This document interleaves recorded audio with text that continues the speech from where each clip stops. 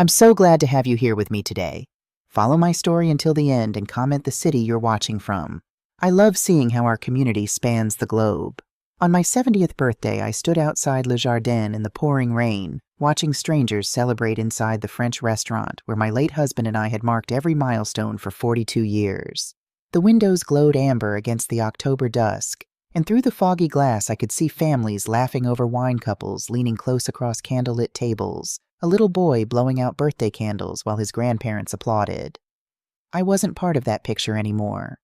My hands trembled as I reached into my navy coat, the one Henry had always loved, and pulled out my wallet. Tucked behind my driver's license was a photograph Henry and me on our wedding day, 1976. I wore a simple white dress with lace sleeves. He wore a suit borrowed from his college roommate. We stood in front of Grace Cathedral in San Francisco, both of us grinning like we'd won the lottery. In a way we had. 42 years. "Happy anniversary, sweetheart," I whispered to the photograph, my voice breaking. The rain came down harder. I returned the photo to my wallet, squared my shoulders, and walked toward the restaurant's entrance. The heavy oak door swung open and warmth rushed out to meet me. The smell of garlic and rosemary, the murmur of conversation, the clink of silverware on china. For a moment I felt Henry beside me, his hand slipping into mine the way it always did when we walked into nice restaurants. His voice saying, "After you, my dear Margaret." Then I saw Gregory Stevens, the maitre d', approaching with an expression that made my stomach drop. "Mrs. Hartwell?" His voice was careful, the way people talk to children or the very old. "I'm afraid there's been a misunderstanding." Misunderstanding. I glanced past him at table 14, our table tucked in the corner by the stone fireplace where Henry always insisted we sit. A young couple occupied it now, sharing a plate of oysters and laughing at something on a phone screen. "I have a reservation," I said, keeping my voice steady. 7:30, Margaret Hartwell." Gregory clasped his hands in front of him, a gesture I recognized from decades of running Hartwell Fashion House. The posture of someone about to deliver bad news. "Ma'am, your daughter called this morning. She explained the situation." My heart began to hammer. "Situation? What situation?" "She said you've been experiencing some confusion lately. Memory issues." His eyes flicked to Melissa, the hostess who stood behind the podium watching us with practiced sympathy. "She was very concerned. She said you might not remember making or canceling reservations." The words hit me like a slap. Heat flooded my face. "I don't have memory issues," I said, my voice rising despite my efforts to control it. "I made this reservation 3 weeks ago and I certainly didn't cancel it." "I understand this must be frustrating." Frustrating. Several diners turned to look. I lowered my voice, trying desperately to maintain the dignity that seemed to be slipping through my fingers like sand. "I'm not confused. I'm here for dinner on my birthday, at the restaurant where my husband and I celebrated our 42nd anniversary, where we celebrated every anniversary." Melissa stepped forward, her young face full of practiced sympathy. "Mrs. Hartwell, your daughter sounded very worried about you. She said you'd been having episodes, that you might become agitated if things didn't go as you expected." Episodes. I repeated the word in my mind, tasting its bitterness. My daughter, my only child, had called ahead to warn them about my episodes. Gregory touched my elbow gently, the way you'd guide someone who might fall. "Perhaps it would be best if you went home, ma'am. Called your daughter. I'm sure she'd want to know you're safe." Safe. As if I were a child who'd wandered away from her parents. I pulled my arm free. "I'd like to speak with the manager." "I am the manager, Mrs. Hartwell." Gregory's voice remained infuriatingly calm. "And I'm sorry, but given the circumstances, I can't seat you tonight. It wouldn't be appropriate." Inappropriate. I was being deemed inappropriate at the restaurant where Henry had proposed to me 52 years ago, where we'd celebrated the birth of our daughter, where we'd toasted the success of our fashion house, where we'd held hands across this very table and promised each other forever. I stood there for a long moment, feeling the eyes of everyone in the entrance hall watching me, an old woman making a scene, an old woman who couldn't remember if she'd canceled her own reservation, an old woman whose daughter had to call ahead and warn the staff about her confusion. "I see," I said finally. My voice sounded hollow even to my own ears. "Then I apologize for the inconvenience." I turned and walked back into the rain. The door closed behind me with a soft click, shutting me out of the warmth and light, out of the life I'd built, out of the memories I'd cherished. I stood on the sidewalk, rain drumming on my shoulders, and pulled out my phone. My hands shook as I scrolled to Allison's number. The call went straight to voicemail. "This is Allison Hartwell. Leave a message." "It's Mom," I said, trying to keep my voice steady. "I'm at Le Jardin, or I was. They said you called them. Said I'm confused. Allison, I don't understand what's happening, but I need you to call me back. Please." I hung up and stared at the phone, willing it to ring. It didn't. Through the restaurant windows, I watched the little boy from earlier hug his grandfather. The old man's face lit up with joy, and something in my chest cracked. That should have been me tonight. That should have been my family, my celebration, my moment of connection. Instead, I was standing in the rain, questioning everything I thought I knew about myself, about my mind, about my daughter. Had I canceled the reservation and forgotten? Was Allison right to be worried? Dr. Harrison had given me a clean bill of health just 3 weeks ago. "Sharp as a tack, Margaret," he'd said with that encouraging smile doctors reserve for elderly patients. "Better cognitive function than most 50-year-olds. But doctors missed things. Maybe I'd been hiding symptoms even from myself. I thought about the past 3 years since Henry died. The empty house, the quiet dinners alone, the conversations I had with his photograph before bed. Maybe that wasn't normal. Maybe Allison had noticed something I couldn't see. Maybe I really was confused. The rain soaked through my coat, and I started to shiver. I should go home, take a hot shower, try to remember if I'd done or said anything lately that would make my daughter think I needed intervention. I was about to walk to my car when I heard a voice behind me. "Ma'am, are you all right?" The hand on my shoulder was steady and warm. I turned to find a man in his mid-30s, dark hair wet from rain leather jacket, dripping eyes holding genuine concern. Beside him stood a little girl in a yellow raincoat dotted with cartoon bees, holding a small umbrella decorated with butterflies. She looked up at me with eyes the exact shade of hazel that changed with the light, just like Allison's eyes, just like mine. "I'm fine," I said automatically, the way women of my generation were taught to respond. The man didn't move his hand. "I saw what happened in there." He gestured toward the restaurant. "That wasn't right." "Daddy heard that man say it's your birthday," the little girl said suddenly, her voice bright and certain. "And nobody should be alone on their birthday. That's a rule." My throat tightened. "It's very kind of you to say so, sweetheart." "It's your birthday too?" she asked, tilting her head. I nodded, not trusting my voice. "Then you have to come have dinner with us." She bounced on her toes, rain flying from her hood. "Daddy, she has to come with us. It's a rule." Something in her father's wry smile broke through my resistance. Or maybe it was the way she looked at me, as if whether I came to dinner mattered more than anything in the world. "All right," I heard myself say. "If you're sure." "We're sure," he said firmly. Gregory Stevens's face, when he saw us walk back in together, was a masterpiece of barely concealed shock. His professional mask slipped for just a second before he nodded at my companion. "Mr. Warner, your table is ready." So this stranger was a regular. That explained Gregory's restraint. We followed a waitress, Willa, according to her name tag, to a corner booth by the fireplace. Not table 14, but close enough that I could feel the warmth thawing my frozen hands as I slid into the leather seat. The girl bounced in beside me while her father took the opposite side. "See?" she said, beaming. "Much better than standing in the rain." I couldn't argue with that. "I'm Jacob Warner," the man said, extending his hand across the table. "And this is my daughter, Clara." Margaret Hartwell." His grip was firm, self-sufficient. I recognized it because I had the same handshake, the kind you develop when you've had to be strong for too long. Clara had already pulled out crayons and was drawing on her placemat. She worked with the intense concentration of a 7-year-old artist, her tongue peeking out between her teeth. "Do you have grandkids, Mrs. Margaret?" she asked, without looking up from her drawing. The question hit me like a punch to the sternum. "No," I managed. "No, I don't." "That's sad." She stated it matter-of-factly the way children do. "Grandmas are important. Do you bake cookies?" "Clara," Jacob said gently. "It's all right." I interrupted, surprising myself with how much I meant it. "I used to bake. My husband and I. We had a tradition. Chocolate chip cookies every Sunday afternoon." Clara looked up, her hazel eyes so like Allison's, wide with interest. "Did your husband go to heaven?" I nodded, my throat tight.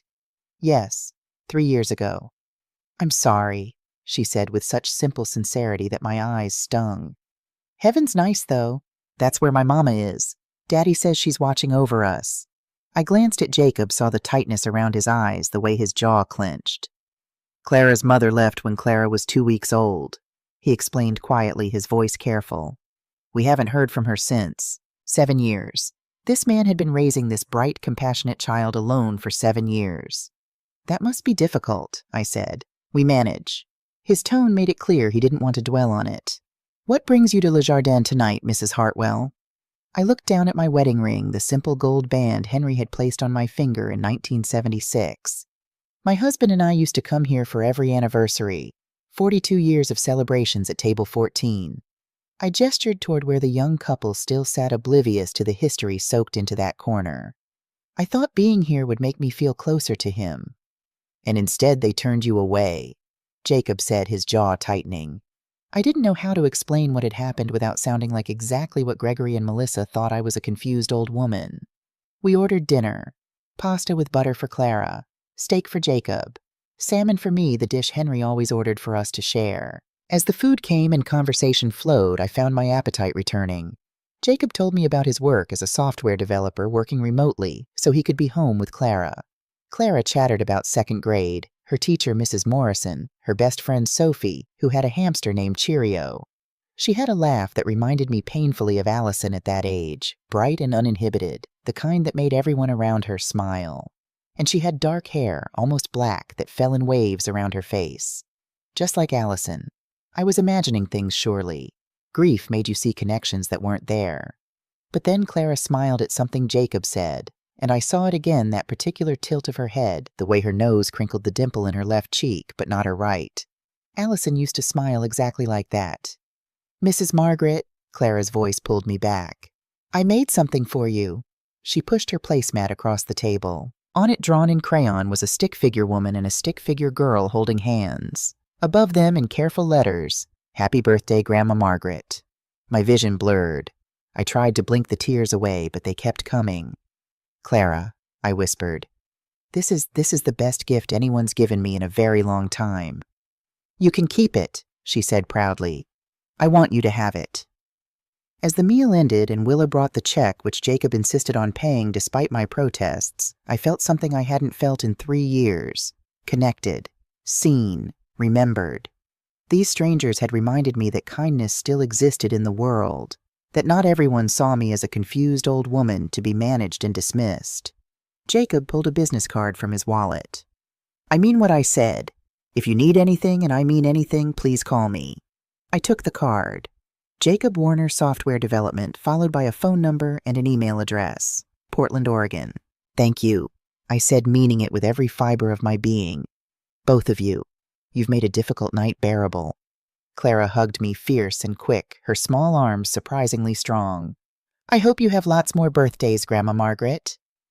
I watched them walk away, Jacob's hand on Clara's shoulder, their heads bent together as they laughed about something. The picture of a complete family, even with a missing piece. And as they disappeared into the rain, I couldn't shake the feeling that Clara's smile reminded me of someone. Not just anyone, but someone I'd lost long ago. Someone who used to smile exactly like that, before the world made her forget how. Dawn found me at my kitchen table with Clara's drawing spread before me and coffee growing cold in my hands. I'd given up on sleep around 4 o'clock when the questions became louder than the silence. I climbed the stairs to my study and pulled the photo albums from the top shelf, the ones I'd hidden after Henry died because looking at them hurt too much. The one labeled Allison Childhood felt heavy in my hands, weighted with memories and loss. On the 3rd page, Allison's 7th birthday party. Yellow dress dotted with sunflowers, chocolate cake in her hands, dark hair falling in waves, and that smile dimple in her left cheek, but not her right nose crinkling head tilted just so. Clara's smile. Exactly. I turned pages with trembling fingers. 6 years old, 8, 9, all showed that same face, those same features I'd seen last night in a little girl wearing a bee-covered raincoat. The resemblance wasn't just similar, it was identical.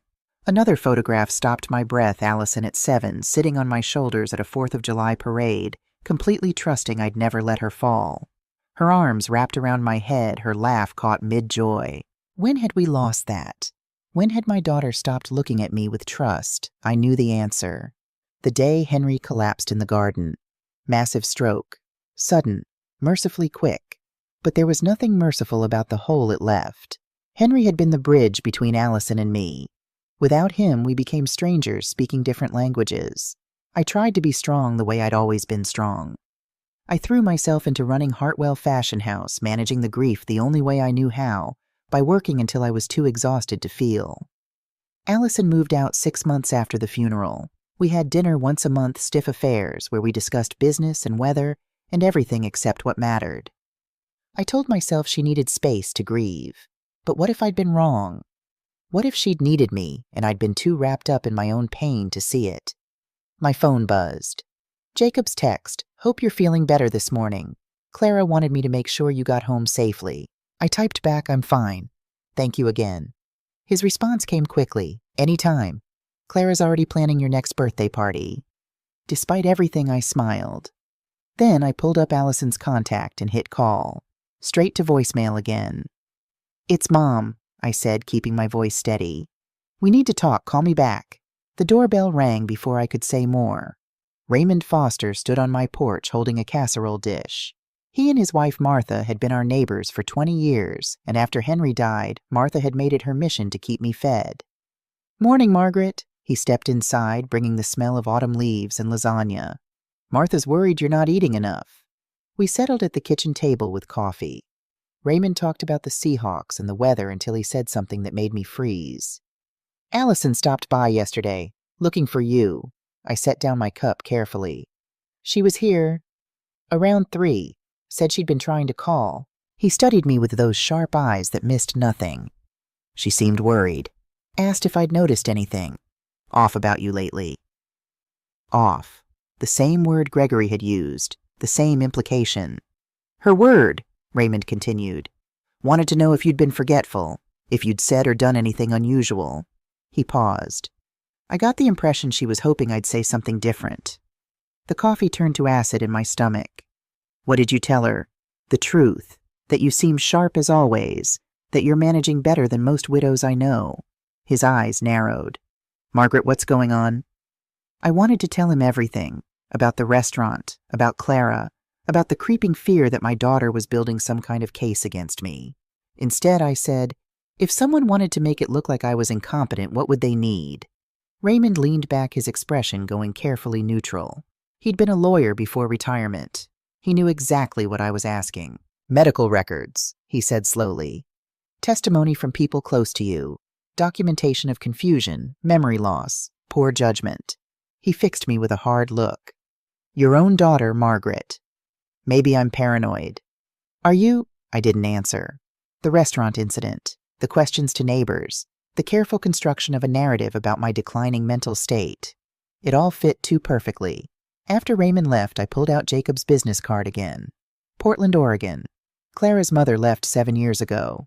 7 years ago was 2017. The same year Allison took that sabbatical from Hartwell Fashion House. 8 months of finding herself. She'd come back different, harder, colder, more focused on business.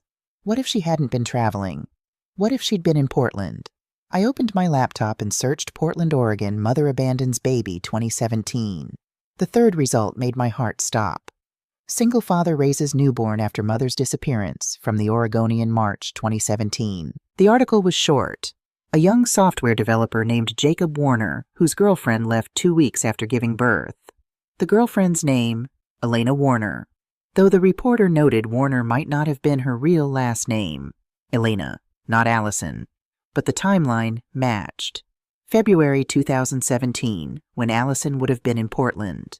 The article said Elena claimed to be a 22-year-old college student, though Jacob suspected she was older. Allison was 30 in 2017. I sat back, my heart hammering against my ribs. I looked from the photograph of 7-year-old Allison grinning with that dimpled smile to Jacob's business card, to the newspaper article on my screen. The resemblance was undeniable. The timeline matched perfectly. And the woman who'd abandoned Jacob and Clara was exactly the age Allison would have been in exactly the city where Allison had been finding herself. Elena Warner, Audrey. Even the initials were similar. I thought about Allison's coldness these past 3 years, her sudden interest in my health, my memory, my confusion. The canceled reservation at Le Jardin, Raymond's revelation that she'd been asking neighbors about my mental state. She wasn't just trying to control my assets. She was trying to bury a secret. A 7-year-old secret with dark hair and a dimpled smile who called strangers grandma without hesitation. My granddaughter. Suspicion was one thing. Proof was another. I spent the rest of Saturday trying to convince myself I was wrong, that the coincidences meant nothing. But by 2 a.m, lying awake in the dark, I knew I couldn't wait until daylight. I had to know what else Allison had been hiding. I went downstairs to my study, the house silent except for the creak of floorboards. If Allison had been building a case to have me declared incompetent, there would be evidence. And if she'd been careful enough to cancel my restaurant reservation and question my neighbors, she'd left a trail. I moved to the wall safe hidden behind a painting of the Columbia River Gorge, Henry's favorite landscape. My hands shook as I spun the combination, the same one we'd used for 40 years, our wedding date. Inside were the documents I'd organized meticulously over the decades. Property deeds, stock certificates, insurance policies, bank statements. The statements should have been stacked neatly, one for each month. Instead, the folder was thin, too thin. I spread them across my desk under the light of the green banker's lamp Henry had given me. January, February, then a gap. June, July, August. September was too recent to have arrived yet. March, April, and May were missing. 3 months gone. And those were the months when I'd started feeling foggy, when I'd begun doubting my own memory, when I'd wondered if maybe Allison was right to be concerned. I called the bank's 24-hour service line, my fingers trembling on the phone. After the usual security questions, the representative returned. "Mrs. Hartwell, there are 2 authorized users on your account.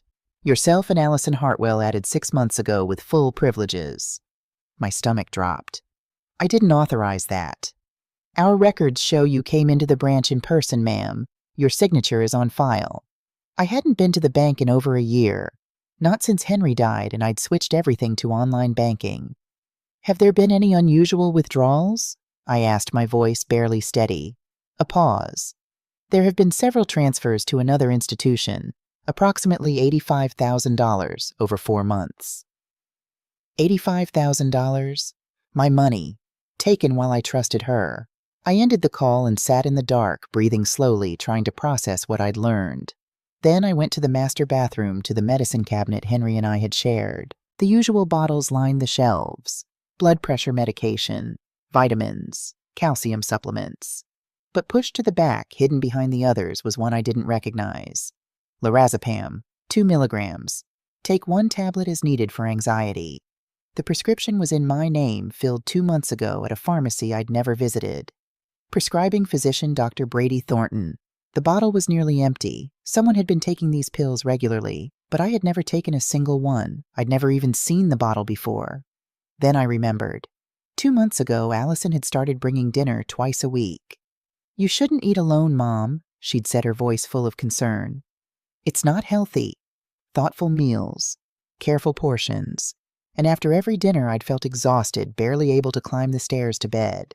I'd blamed age and grief. But what if it hadn't been natural? I went to Henry's old dressing room, the one I still couldn't bring myself to clear out, and opened the antique jewelry box from my grandmother. Inside were the pieces I cherished most. My mother's pearls. A garnet ring from Henry's mother. The diamond earrings Henry had given me for our 25th anniversary. The velvet compartment where the Victorian diamond brooch belonged was empty. That brooch was worth at least $50,000. It had been in Henry's family for 3 generations. He'd given it to me on our 40th anniversary, saying it belonged with me now. I knew it had been there 3 months ago. I was certain. I'd opened this box to touch Henry's mother's ring, to feel connected to him, and I'd seen the brooch gleaming in its place. My hands shook as I returned to the study and opened the home security system on my computer. The cameras stored footage for 90 days.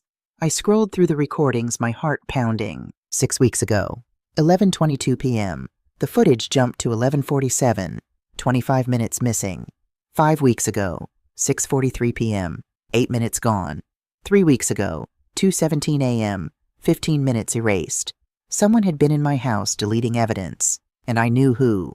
I stared at the screen, sick with clarity. My daughter, the child I'd raised, the woman I'd trusted, had been stealing from me, drugging me and constructing a story of my mental decline. But why go this far? If she wanted money, I would have given it to her. If she wanted control of the company, we could have planned a transition. Unless it wasn't just about money.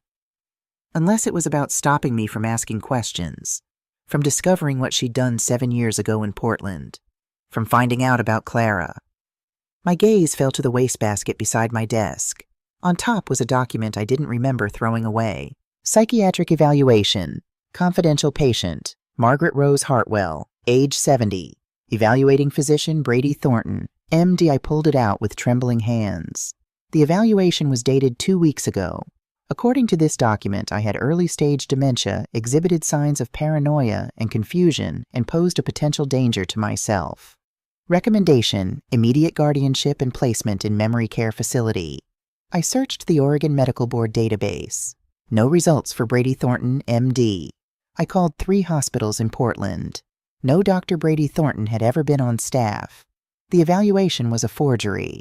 I sat there in the pre-dawn darkness, finally understanding the full scope of Allison's plan. She wasn't just stealing money.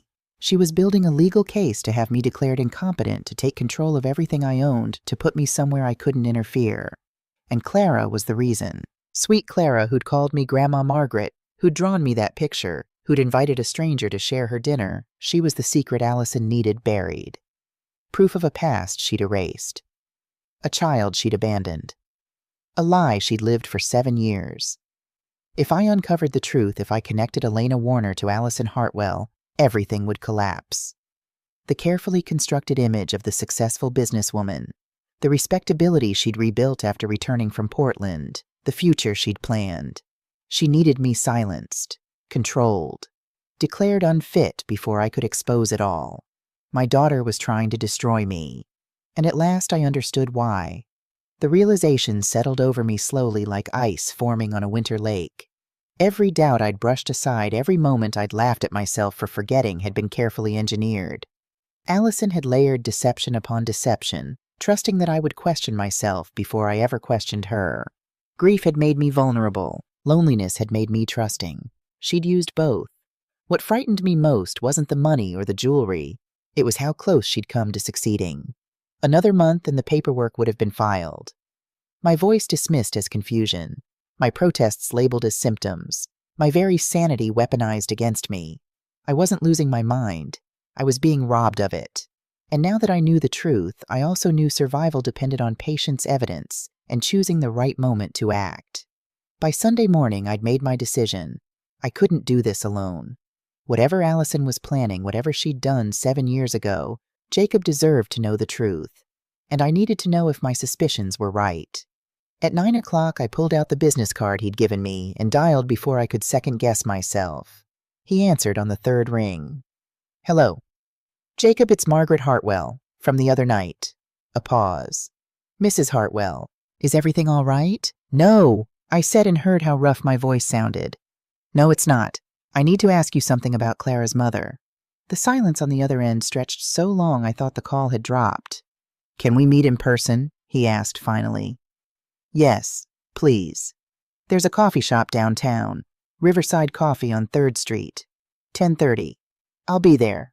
I arrived 15 minutes early, but Jacob was already waiting at a corner booth, hands wrapped around a mug he wasn't drinking from. He looked like he hadn't slept either. Dark circles under his eyes, jaw tight with tension. He stood when he saw me. "Mrs. Hartwell. Margaret, please." I slid into the seat across from him. A waitress came by. I ordered coffee I didn't want just to have something to do with my hands. When she left, Jacob leaned forward. "Clara's with a babysitter," he said quietly. I didn't want her hearing this conversation, whatever this conversation is. I nodded. "Smart. You said you wanted to ask about her mother." I took a breath. "When did Elena leave?" His jaw tightened. "February 2017. 2 weeks after Clara was born."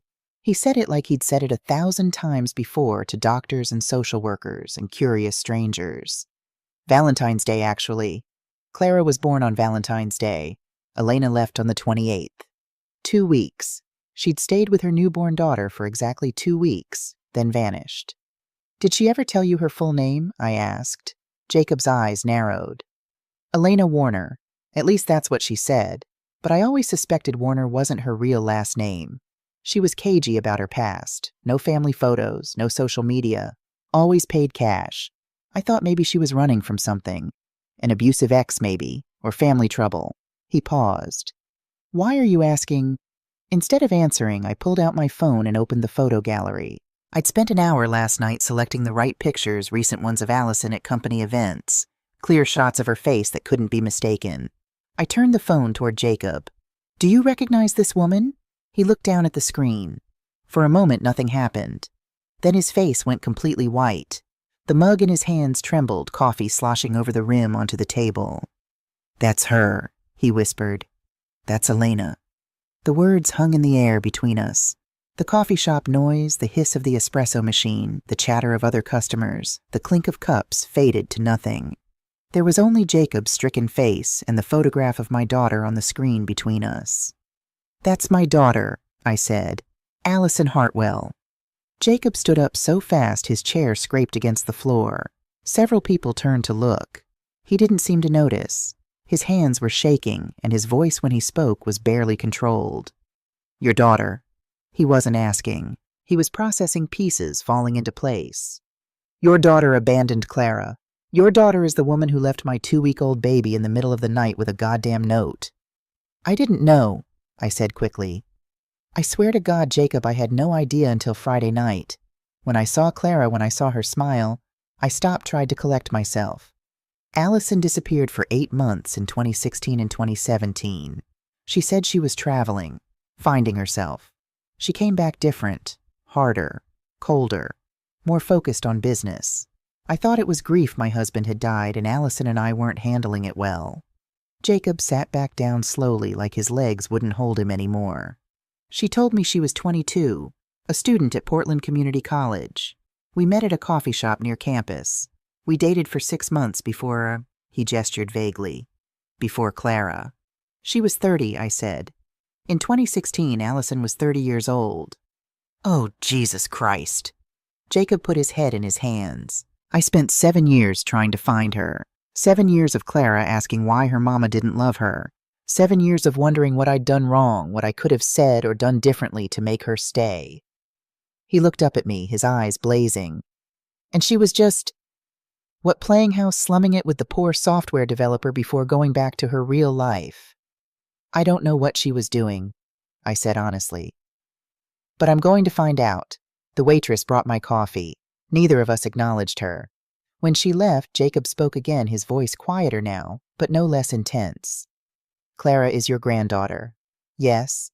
And Allison, your daughter, has been pretending for 7 years that Clara doesn't exist. Yes. Why? It was the question I'd been asking myself all night. Why would she go to such lengths to hide this? I looked at the phone in my hand at Allison's face, frozen in a professional smile. I stopped considering how much to tell him, then decided he deserved all of it. I think she's trying to make sure I never find out about Clara. She's been building a case to have me declared mentally incompetent, forged medical documents, drugged my food, stolen from me. If she can get conservatorship, she controls everything. My money, my company, my ability to ask questions. Jacob stared at me. She's trying to have you declared incompetent so you won't discover you have a granddaughter. I think so. Clara is evidence of a past Allison erased. If I started asking questions, if I connected the dots, I met his eyes. She needed to silence me first. We sat in silence, the weight of it crushing down on us. Around us, the coffee shop continued its Sunday morning routine. People laughed, ordered pastries, made plans for the day. Normal life happening while our worlds crumbled. Finally, Jacob spoke.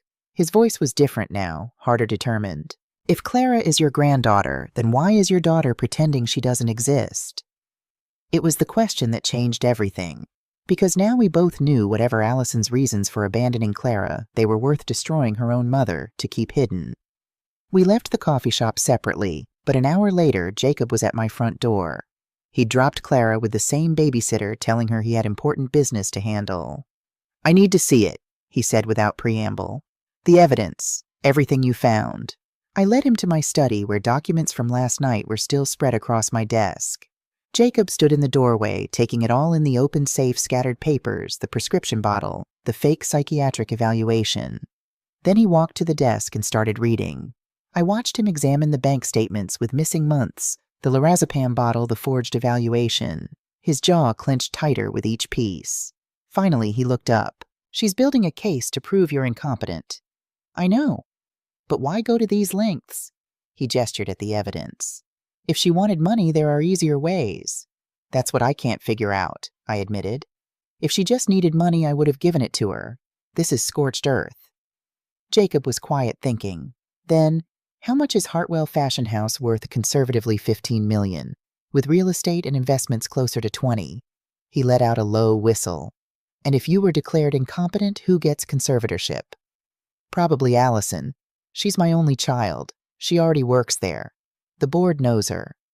So she'd control the company, control your assets, control your ability to ask questions."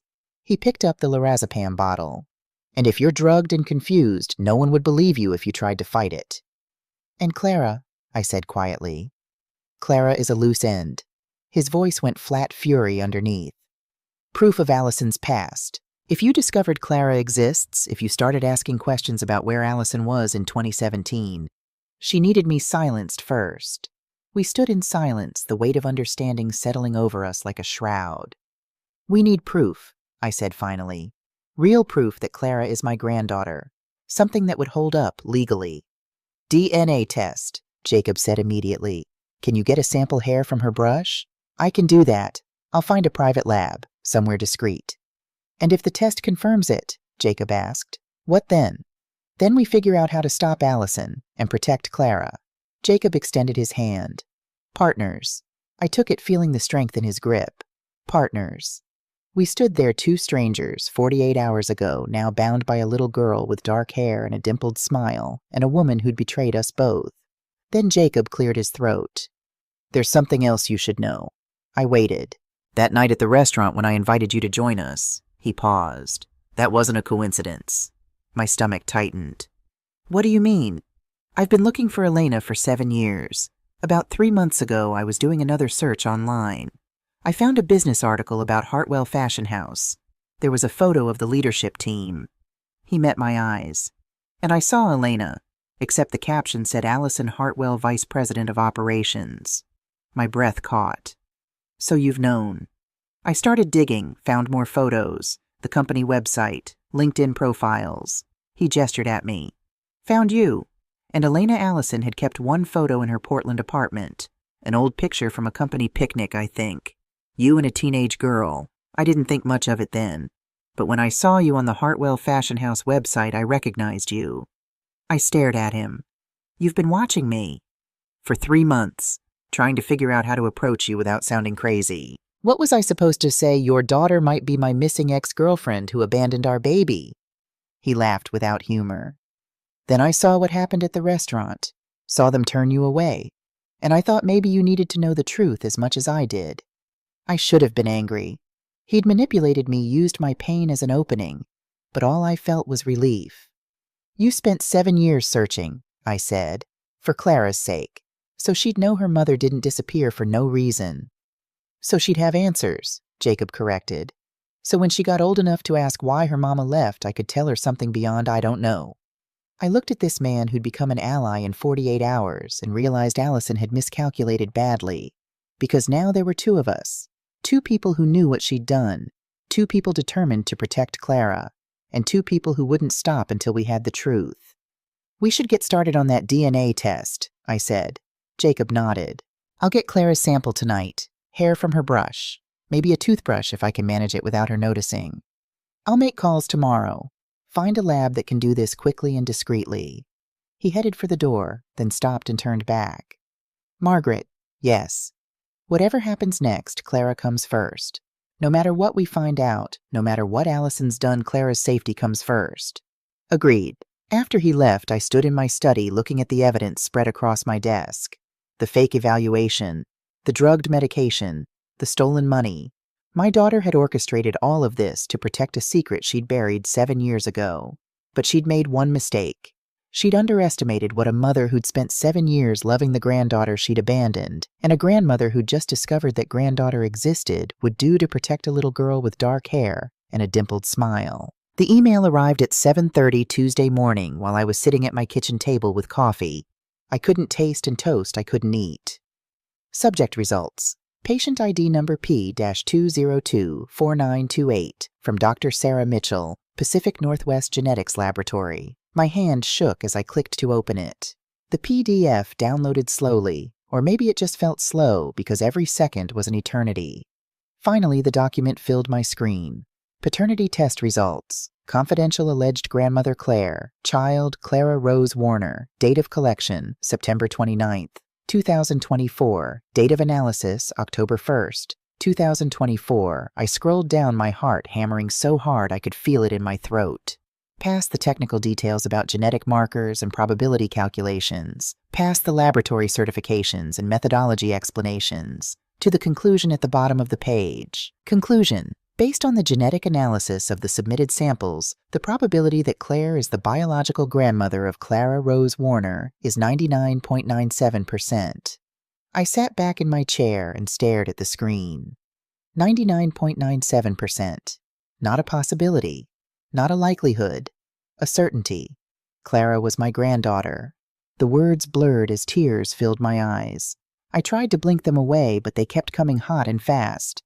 I hadn't cried this much since Henry's funeral, and now I couldn't seem to stop. My granddaughter. Marianne's granddaughter.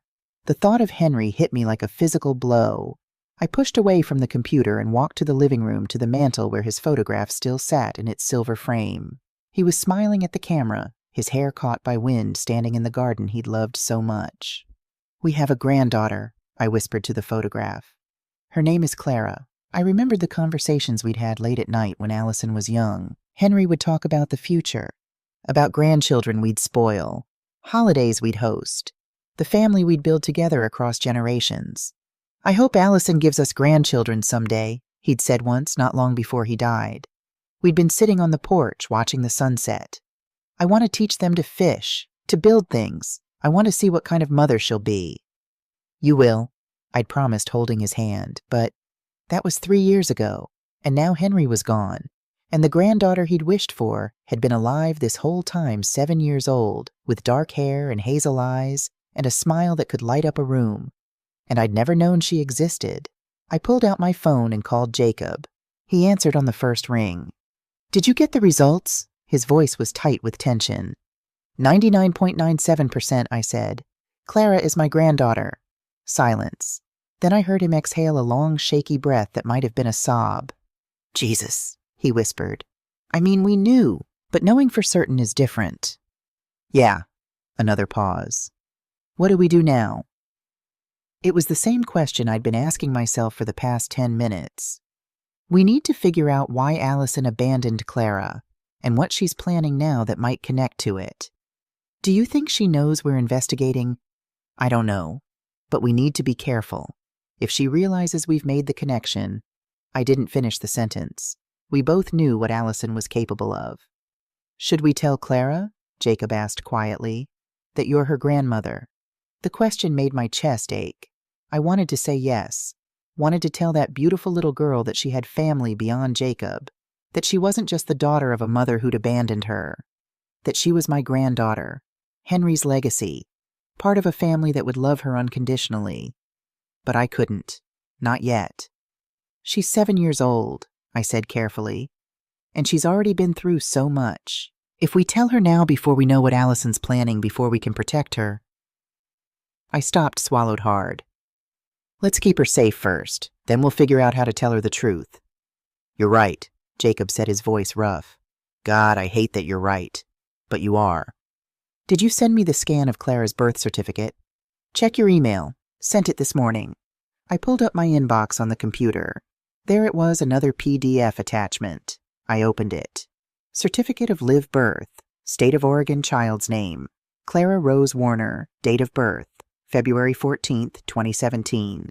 Place of birth, Providence. Portland Medical Center. Portland, Oregon, mother's name. Elena Margaret Warner, mother's age. 22 stated, father's name. Jacob Thomas Warner, father's age. 28. I stared at the mother's name. Elena Margaret Warner. Margaret. Allison's full name was Audrey. The middle name had come from my mother, a family tradition I'd been so proud of when she was born. And Allison had given that name our family name to the alias she'd used to seduce Jacob and abandon their baby, as if even while lying about everything else she couldn't quite erase who she really was. The middle name, I said to Jacob. Did you notice Margaret? Yeah, I saw that. His voice was tight. That's your name too, isn't it? It's a family name, my mother's name. I gave it to Allison when she was born. I studied the birth certificate again. So she kept part of her real identity even while lying about everything else. Maybe she couldn't help it, Jacob said slowly. Or maybe, he paused. Maybe she wanted to leave a trail, some part of her that could be found if anyone looked hard enough. But you didn't look. Until now. No, the word tasted bitter. I didn't. I printed out the birth certificate and the DNA results, then filed them carefully in a folder I labeled simply Clara. Evidence, yes. But also something more, proof of a connection I should have known about 7 years ago. Valentine's Day. Clara had been born on Valentine's Day, 2 weeks before Allison abandoned her. 2 weeks before she came back to Seattle and slipped back into her old life as if nothing had happened. What had those 2 weeks been like? Had Allison held her baby, fed her, looked at Clara's face, and felt anything at all, or had she already been planning her escape? I looked at Henry's photograph again. I'll protect her, I promised. I'll make sure Clara knows she's loved, that she belongs to a family, even if that family is broken, even if the person who should have loved her most threw her away. My phone buzzed. A text from Jacob. Thank you for wanting to be her grandmother, for not giving up. I typed back, she's family. That's all that matters. And it was true. Whatever Allison had done, whatever she was planning, Clara was innocent. She was 7 years old and loved dinosaurs and drew pictures for strangers and called people grandma with heartbreaking ease. She was my granddaughter, and I would protect her. I just didn't know yet what I'd have to protect her from. Jacob called me Wednesday night with an update. I'm going to Portland tomorrow, he said. I need to dig into Elena's past, see what I can find. Do you want me to come with you? No, he replied. Stay there. Keep an eye on things. If Allison suspects we're investigating, she might make a move. He hesitated. And this is something I need to do. For Clara. I understood. So I waited. Thursday evening he called again. His voice was different this time, tight controlled like he was holding something back. I found things, he said. You need to hear this. He started at Portland Community College. The registrar's office was tucked behind the main administration building, staffed by a middle-aged woman who barely looked up as she typed. I need information about a former student, Jacob had said. Elena Warner, fall 2016. The registrar frowned at her screen. I'm not seeing any record of an Elena Warner enrolled that term. Are you certain of the name? Could you try Allison Hartwell?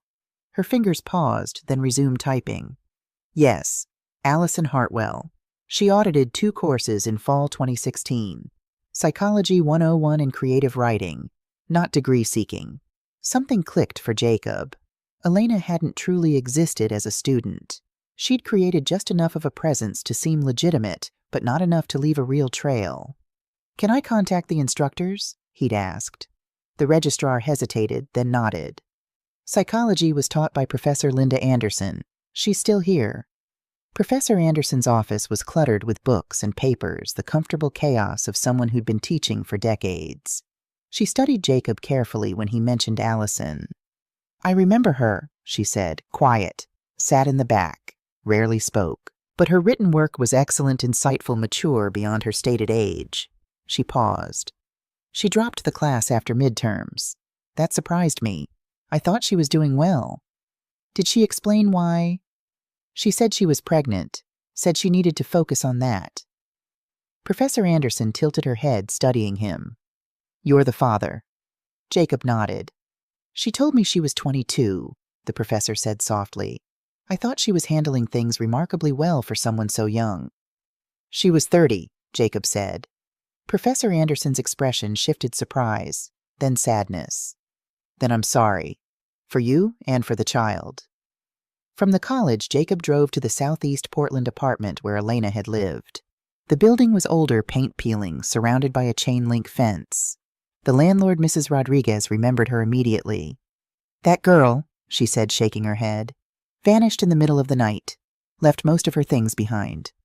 Owed me 2 months' rent. What happened to her belongings?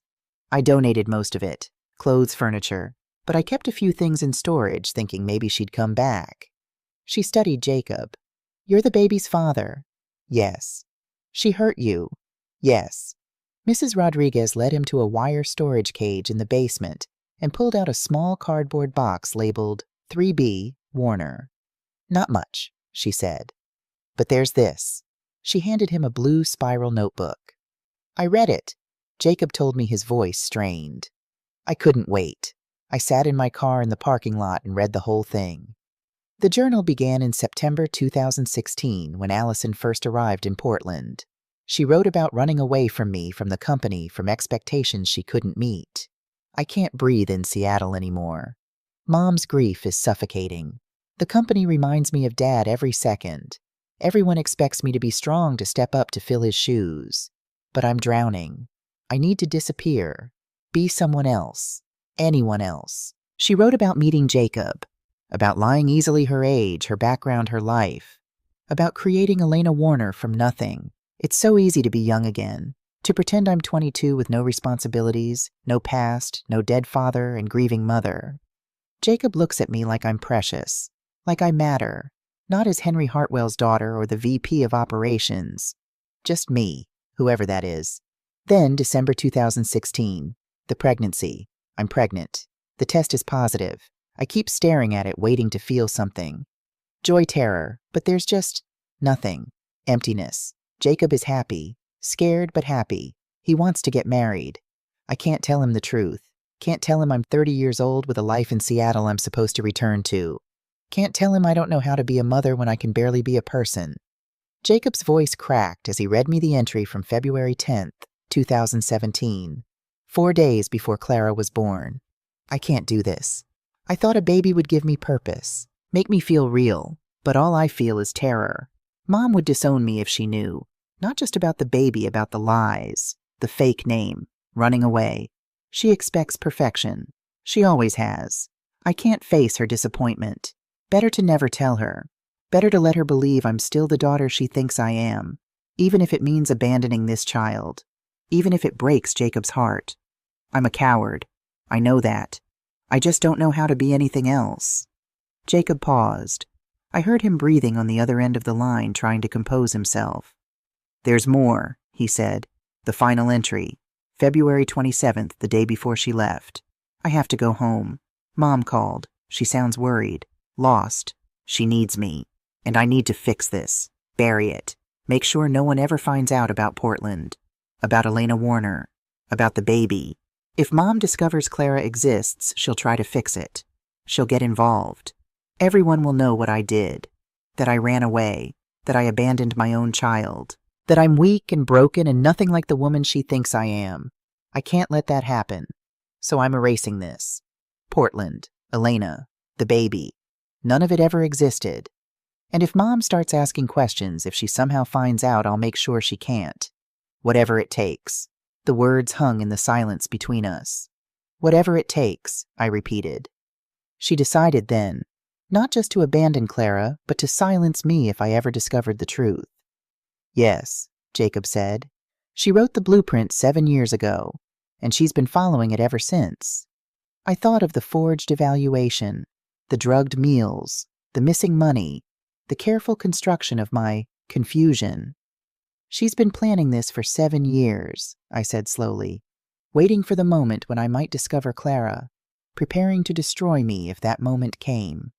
And now it has," Jacob said, "because I found her, because I brought Clara to that restaurant, because you noticed the resemblance. It's not your fault, isn't it?" His voice was bitter. "If I'd kept searching, if I'd found her sooner, then what? She still would have abandoned Clara. She still would have come back to Seattle and erased her past. The only difference is, Clara would have been younger, more vulnerable." Jacob was quiet for a long moment. "What do we do now?" I looked around my study at the evidence we'd gathered at Henry's photograph, watching over everything. "Now then," I said, "we stop her. That night after Jacob told me about the journal, I asked him to tell me everything. Not the abbreviated version, not the highlights, everything. How they met, how it happened, how she left. I need to understand, I said. Not just what she did, but how. I need to see it through your eyes. So he told me, and I listened. September 2016. Jacob had been sitting in a coffee shop near Portland Community College working on code for a freelance project when a woman sat down at the table next to him. Dark hair pulled back in a ponytail, oversized sweater, backpack that looked like it had seen better days. She'd smiled at him shy, uncertain, and asked if he had a phone charger she could borrow. "I'm Elena," she'd said when he handed it over. "Thanks for this. I'm always forgetting mine." "No problem," Jacob had replied. They'd started talking. She told him she was 22, a student at PCC, trying to figure out what she wanted to do with her life.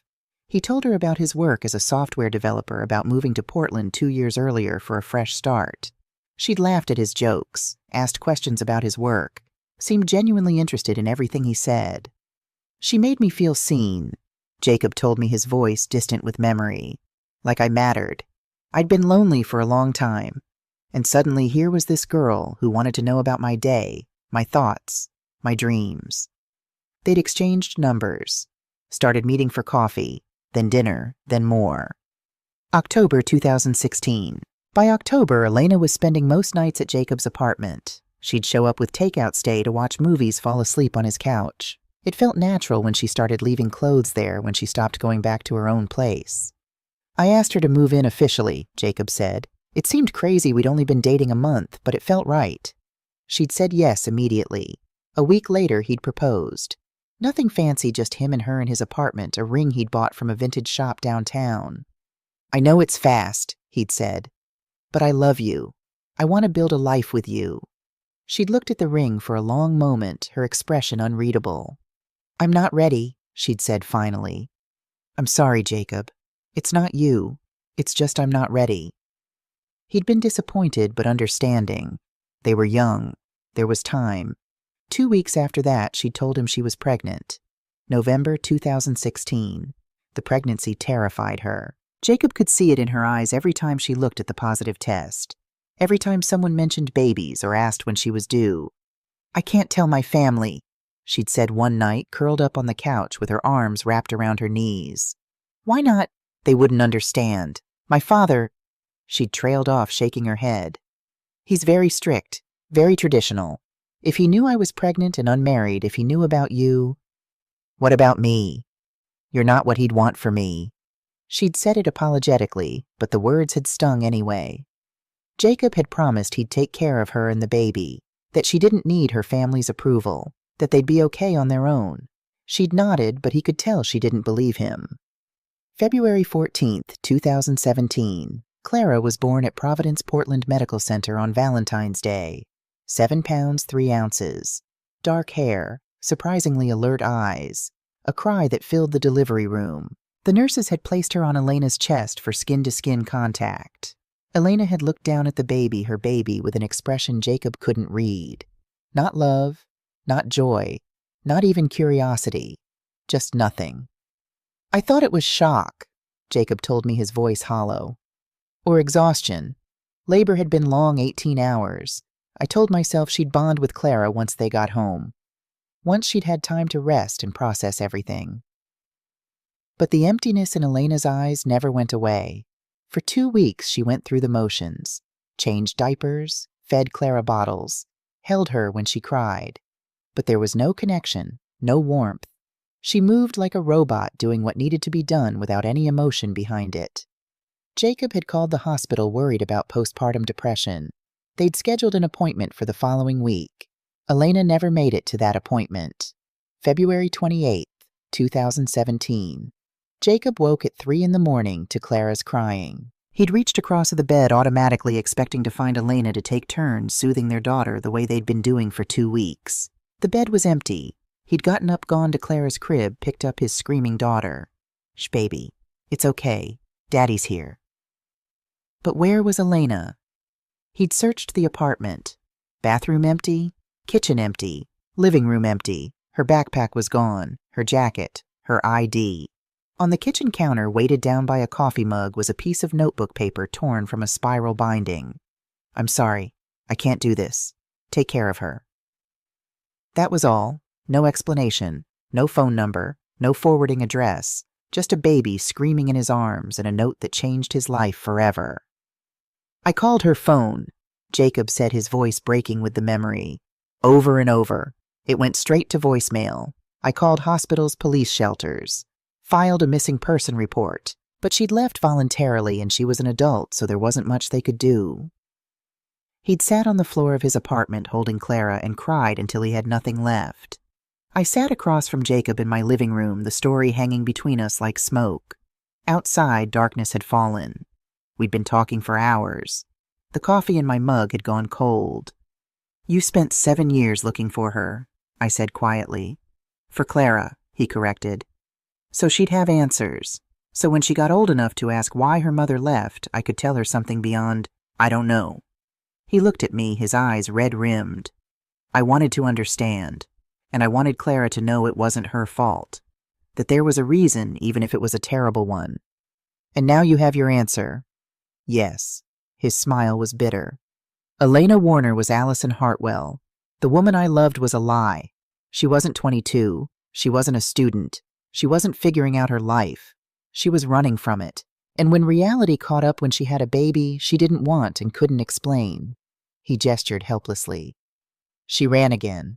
I thought about Allison at 7 years old, sitting on Henry's shoulders at the 4th of July parade, about the journal entry where she wrote that I would disown her if I knew, that she wasn't ready to be a mother, that I expected perfection. She'd been so wrong.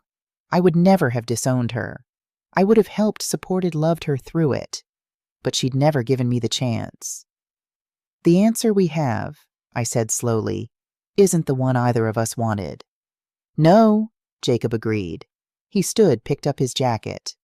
"But it's the truth, and now we have to figure out what to do with it."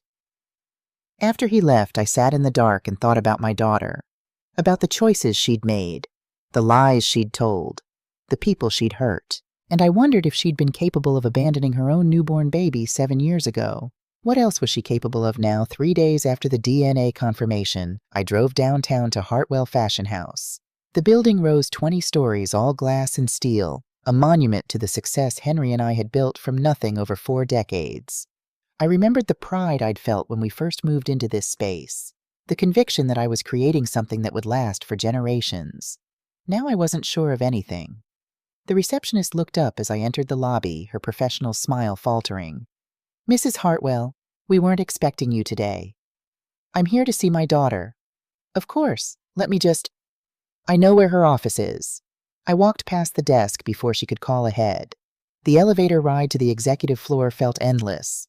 In the reflection of the polished doors, I barely recognized myself older, harder, angrier than I'd been only a week ago. Allison's office sat at the end of the hall overlooking the city she loved. I didn't knock. I opened the door and stepped inside. She was seated at her computer reviewing reports. When she saw me, surprise flickered across her face, real unguarded. "Mom," she stood. "What are you doing here?" I closed the door behind me and locked it. The sound echoed in the silence. "I met someone interesting this week," I said calmly. "A man named Jacob Warner." I watched her face change. Color drained from her skin. Her hands gripped the edge of her desk. "I don't know." "And his daughter," I continued. "Clara, 7 years old, dark hair, hazel eyes, a dimple in her left cheek, but not her right." I stopped in front of her desk. "Your eyes, your dimple, your daughter." Allison lowered herself into her chair, still gripping the desk like it was the only thing keeping her upright. "I don't know what you're talking about." "Don't lie to me anymore." My voice was sharp. "I have DNA results. 97% probability. Clara Warner is my granddaughter. Your child. The baby you abandoned 7 years ago in Portland." Silence filled the room. Outside the window, the city kept moving, cars on streets, people on sidewalks, life continuing while my world shattered. "How did you find out?" she whispered finally. "Does it matter?" "Yes." "You left traces," I said. "Even when you ran, you couldn't fully disappear. Elena Margaret Warner. You kept your middle name, our family name. Her jaw tightened. Why did you come here? Why did you abandon your daughter? I was young. I made a mistake. You were 30, I said sharply. You made a choice.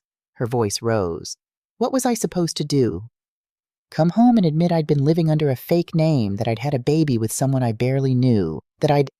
You could have told me, I said quietly. I would have helped. She laughed, a bitter, broken sound. You were too busy grieving Dad to notice me. I lost both parents the day he died. That's not fair. Fair? She slammed her hands on the desk. Dad died and you disappeared into your grief, into the company, into everything except being my mother. I needed you. You weren't there. I wanted to deny it, but I couldn't. After Henry died, I had retreated. Into work, into numbness, into anything that let me avoid the gaping wound where my husband used to be. I'm sorry, I said. I should have been better, should have seen what you needed. But that doesn't excuse what you did to Clara, or what you're doing to me now. Her expression closed off. I don't know what you mean. Why did you cancel my reservation at Le Jardin? Why did you tell them I was confused?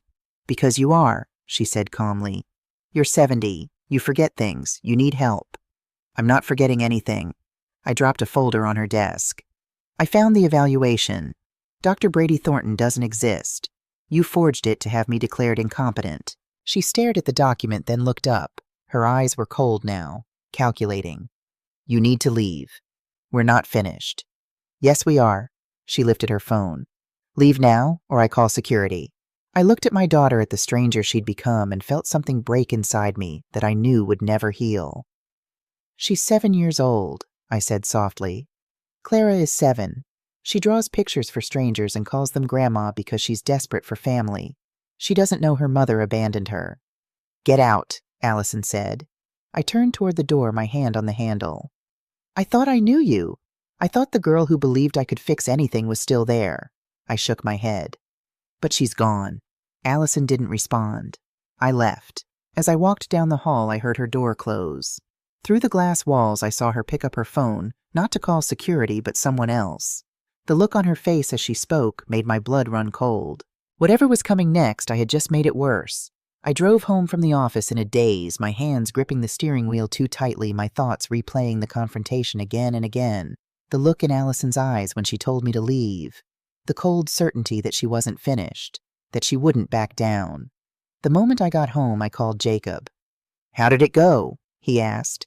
She didn't deny it, I said, my voice sounding hollow even to my own ears. Not really. She deflected, got angry, tried to turn it around, but she didn't deny abandoning Clara. She didn't deny any of it. Jacob was quiet for a beat. What did she say when you confronted her about the evaluation? She told me to leave, and when I walked out, I saw her pick up her phone. She was calling someone, and the look on her face, I sank into the chair in my study. She's going to retaliate. Then we need to move fast, Jacob said. We need to understand exactly what she's doing. I want to know who Dr. Brady Thornton really is, how she found him, what role he's playing. I'll make some calls, I said. Give me a couple of hours. I tried to wait patiently, made coffee I didn't drink, paced the length of my study, stared at the fake psychiatric evaluation still sitting on my desk, exactly where I'd left it before everything exploded. 2 hours felt endless. When Jacob finally called back, I answered immediately. Tell me. Brady Thornton isn't a licensed psychiatrist, Jacob said. He's not licensed at all. I straightened in my chair. Go on. He was a medical student at Oregon Health and Science University. Attended for 2 years, dropped out in 2018. No degree, no license, no certification. Papers rustled on his end. After that, he rebranded himself as a wellness coach, more specifically an elder care consultant. And what does that mean? Officially helping families navigate aging concerns. Unofficially, Jacob's voice hardened, helping adult children build cases for conservatorship. He produces assessments designed to make elderly parents appear incompetent. My stomach tightened.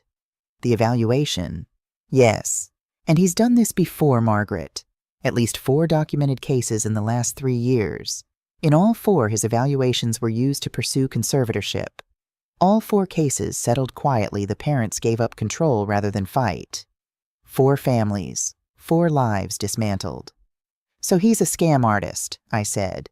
An elder abuser, Jacob corrected. He found a profitable niche preying on families where the adult children want control and the parents are vulnerable. How did Allison find him? They met at a healthcare conference in Seattle, 2022. There's a photo from a networking event. More rustling. He gave a presentation on cognitive decline in aging executives. Allison was in the audience.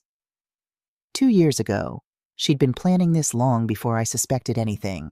Send me the photo. Already did. I opened my laptop. The image showed a group of professionals holding drinks at what looked like a hotel ballroom. In the back, partially obscured by other attendees, Allison stood beside a man with sandy hair and an easy smile. Brady Thornton. They stood close, familiar. She'd sought him out. This wasn't random. What about the other families? I asked. The ones he's done this to before. Most details are sealed family court confidential settlements. But from what I could find, the pattern is always the same. Adult child claims dementia or incompetence. Brady produces an evaluation supporting the claim. Family goes to court or settles before trial. Parent ends up in conservatorship or a care facility. All 4 parents lost. All 4 gave up, Jacob said. That's the key. They stopped fighting because fighting meant questioning their own sanity. It's psychological warfare. I opened my trust account on the computer. The balance should have been $200,000. It was $150,000. I scrolled through the transactions. 3 weeks ago, $50,000 transferred out. Last month, $10,000. The month before, $15,000. She's already stealing, I said. The trust fund. $60,000 gone since she got access. Margaret, we need to go to the police, Jacob said urgently. This is fraud. This is elder abuse. We have evidence. Not yet. Why not? Because right now it looks like a family dispute, I said. A concerned daughter, a wellness consultant, a worried aging mother. She has witnesses, Gregory at the restaurant. My neighbors, she's been questioning, probably others. She's been laying groundwork for months. So what do you want to do? I looked around my study at the documents, at Henry's photograph, at the evidence of my daughter's betrayal spread across every surface. I want to know the full plan, I said. Brady doesn't work for free. There's an endgame here, how much she expects to gain when she plans to move, what happens to me once she has control. I want to know it all before we act. Jacob was silent for a long moment. You're sure? No. But I know that going to the police now gives her time to cover her tracks. Time to disappear with Clara. Time to paint me as exactly what she's claiming, a paranoid old woman making accusations against her loving daughter. And if she escalates, she will, I said. After today, she definitely will. But when she does, we'll be ready. After we hung up, I sat alone in the gathering darkness and thought about my daughter. About the girl who used to believe I could fix anything. About the woman who'd hired a con artist to destroy me. I thought about Brady Thornton and the families he'd helped dismantle. 4 parents who'd lost everything rather than fight. But I wasn't going to surrender. I wasn't going to let Allison take my life, my dignity, my granddaughter, even if it meant accepting that the daughter I'd raised was gone, replaced by someone I didn't recognize. Someone who'd abandoned her child and was now dismantling her mother's life to keep that secret buried. That night I didn't sleep. I sat in the dark and wondered where Allison's line was, what she wouldn't do. And I realized I didn't know. I no longer knew what my daughter was capable of. But I was about to find out. The Saturday morning light felt different, colder somehow, even though the sun was shining. I sat in my study with my phone in my hand, Jacob across from me, and the weight of what we'd discovered pressing down on both of us. I dialed Martin Hughes, my attorney, at 8:30. He answered on the second ring. Margaret, his voice was cautious. It's early. What's wrong? I told him everything. The evidence, the forgeries, the money, the plan. When I finished, there was a long silence on the other end. Jesus, Martin said finally, his tone grave. This is very serious. You need to contact law enforcement immediately. What charges are we talking about? Elder abuse, fraud, criminal conspiracy, identity theft, possibly more. He paused. This isn't something you can handle on your own. You need the FBI involved and local police. Today. I thanked him and hung up. Jacob met my eyes. Greenwood Hills Police Station. I nodded. Let's go. The Greenwood Hills Police Station was a low brick building on the edge of town, surrounded by oak trees and a parking lot that smelled faintly of asphalt and coffee. Jacob and I walked in together, and the officer at the front desk directed us to Detective William Cooper's office. Cooper was in his mid-50s with gray at his temples and the kind of calm, weathered face that came from decades of hearing terrible things. He gestured for us to sit. "Mrs. Hartwell, Mr. Warner, what can I do for you?" I laid it all out. The fake psychiatric evaluation, the lorazepam prescribed by a non-existent doctor, the missing bank statements, the stolen jewelry, the deleted security footage. I showed him the documents, the medication bottle, the timeline Jacob and I had pieced together. Cooper listened without interrupting. When I finished, he leaned back in his chair and exhaled slowly. "Mrs. Hartwell," he said, "this falls under elder abuse statutes. It's also financial exploitation, and given the scope of what you're describing, I'm going to need to bring in the FBI." "The FBI?" Jacob asked. Cooper nodded. "They have a dedicated unit for elder justice cases. This isn't just theft, it's systematic. It's organized. And if this Brady Thornton has done it before, they'll want to investigate him separately." He picked up his phone. "Give me a moment." 20 minutes later, a woman in a dark suit walked into the office. "Special Agent Spencer Torres," she said, shaking my hand. Her grip was firm, her eyes sharp. "FBI Elder Justice Initiative." Detective Cooper briefed me. I handed her the evidence, the bank statements showing the unauthorized transfers, the fake evaluation, the bottle of lorazepam, the background report Jacob had compiled on Brady Thornton. Torres studied each document carefully. When she looked up, her expression was grim. "We need to build a case," she said. "That means gathering more evidence, preferably in real time. Mrs. Hartwell, would you be willing to help us collect recorded evidence?" I stared at her.